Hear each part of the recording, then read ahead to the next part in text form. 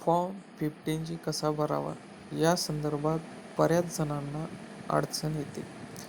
तर चला आपण सुरुवात करूया फॉर्म 15G कसा भरावा याला. कॉलम 1 मध्ये आपले पूर्ण नाव टाकावे. 2 मध्ये पॅन कार्डवरील नंबर टाकावा. 3 मध्ये स्टेटसच्या जागी इंडिव्हिज्युअल लिहावे. 4 मध्ये प्रिव्हियस इयर टाकावे, जसे की 2023-24. 5 मध्ये स्टेटस या ठिकाणी इंडियन लिहावे.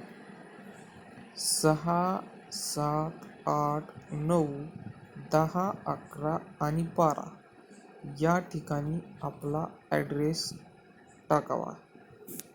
13 या कॉलममध्ये ईमेल ID लिहावा. 14 या कॉलममध्ये फोन नंबर टाकावा.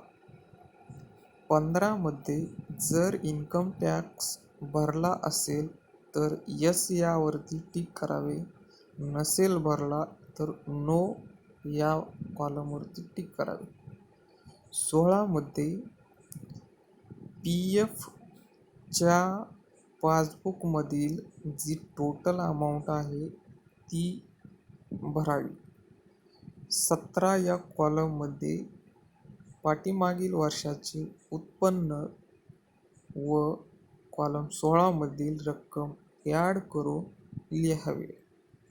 कॉलम 18 मध्ये जर याआधी फॉर्म 15G भरला असेल तर तो किती वेळा भरला हे टाकावे. जर नसेल भरला तर NA टाकावे. 19 मध्ये आयडेंटिफिकेशन नंबरच्या ठिकाणी EN नंबर टाकावा. नेचर ऑफ इन्कमच्या ठिकाणी PF विड्रॉल लिहावे. सेक्शन अंडरच्या ठिकाणी 192A लिहावे. अमाऊंट ऑफ इन्कमच्या ठिकाणी कॉलम 16 मधील रक्कम टाकावी. सिग्नेचरच्या ठिकाणी सिग्नेचर करावी. I/V च्या ठिकाणी पूर्ण नाव टाकावे. जर पूर्ण नाव बसत नसेल तर नाव व आडनाव टाकावे.